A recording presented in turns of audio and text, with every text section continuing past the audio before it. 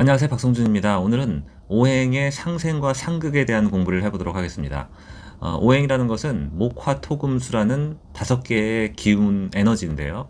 나무, 불, 흙, 바위, 물로 생각하시면 됩니다. 이 오행은 상생과 상극을 하게 되는 건데요. 상생이라는 것은 도와주고 도움을 주는 그런 관계고, 상극은 극하는 관계로 이해를 하시면 됩니다. 첫 번째는 목생화입니다. 나무가 불을 생한다는 건데요. 나무가 한 그루 있으면 바람이 불어서 열기가 금방 식지만, 나무가 많으면 바람이 통하지 않고 열기가 생기고요. 그리고 그것이 극대화가 되면 불이 생긴다고 볼 수가 있는데, 그러니까 나무가 타서 불이 되는 상생이 생긴다고 볼 수가 있는 거죠.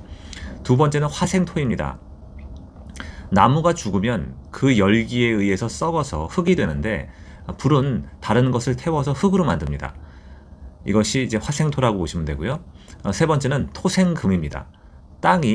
흙이 시간이 지나면 단단해져서 바위를 생성하게 되는 토생금이고, 그리고 다음은 금생수인데요.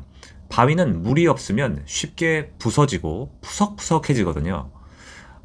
바위라는 것은 물기를 내보내거나 흡수를 못하면 금방 부서지게 됩니다. 이렇게 단단한 것은 물을 포함하고 있는데, 그러니까 단단한 것에서 물을 내보내게 되는 건데, 안반수에서 물이 나오니 금생수라고 얘기할 수 있습니다. 다섯 번째는 수생목인데요. 물이 많으면 썩어서 이끼가 끼고 나무가 되는 거죠. 그리고 나무는 물을 먹고 자라게 되니 수생목이라고 얘기할 수 있습니다.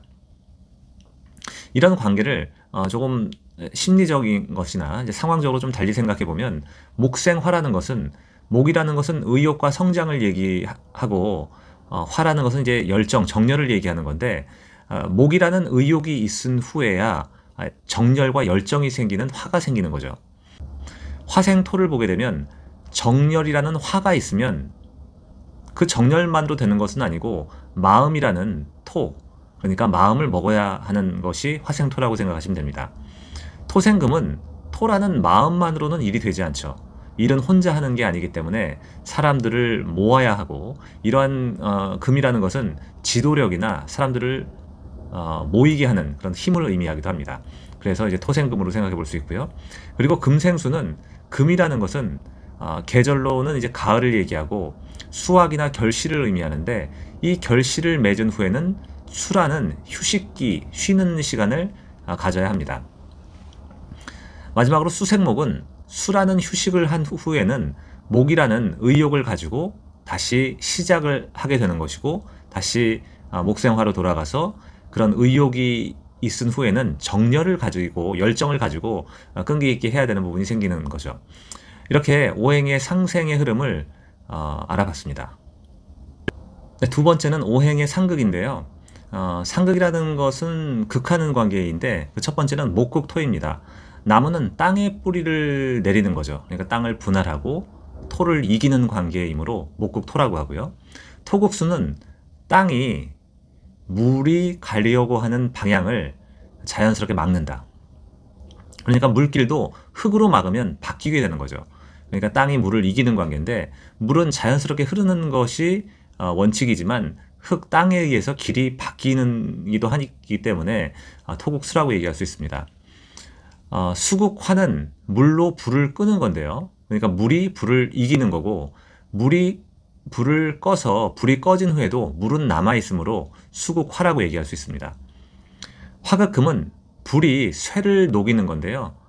그러니까 불이 쇠를 이긴다고 볼 수가 있는 거고, 금극목은 바위가 나무를 이겨요. 그러니까 바위가 있으면 그 바위에 나무가 뿌리 내리기가 어렵습니다. 금이라고 하는 도끼가 나무를 찍음으로 금극목이라고 얘기할 수 있습니다.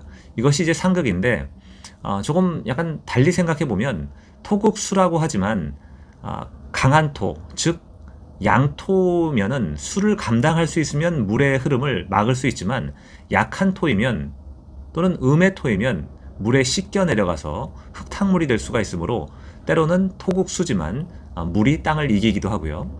수국화, 물이 불을 끄긴 하지만 불이 너무 세면 물이 끓게 되고, 오히려 그 불을 끄기 위해서 다가갔던 물이 수증기가 돼서 증발하는 경우도 생기죠. 그렇기 때문에 이 상극의 관계는 그 비중에 따라서 반대가 될 수도 있습니다. 화극금에서 불이 금을 녹이지만 금의 기운이 너무 강하면 오히려 불이 꺼지게 돼요. 불길이 쐬어지지 못하고 약화가 되면 화의 기운이 발산이 안 되는 거죠. 금극목에서 목의 기운이 너무 크게 되면 바위를 뚫기도 합니다. 그러니까 이 상극의 관계는 일반적으로 목극토, 토극수, 수극화, 화극금, 금극목의 관계지만 이 관계는 반대가 될 수도 있습니다. 오늘은 오행의 상생과 상극에 대해서 알아봤습니다.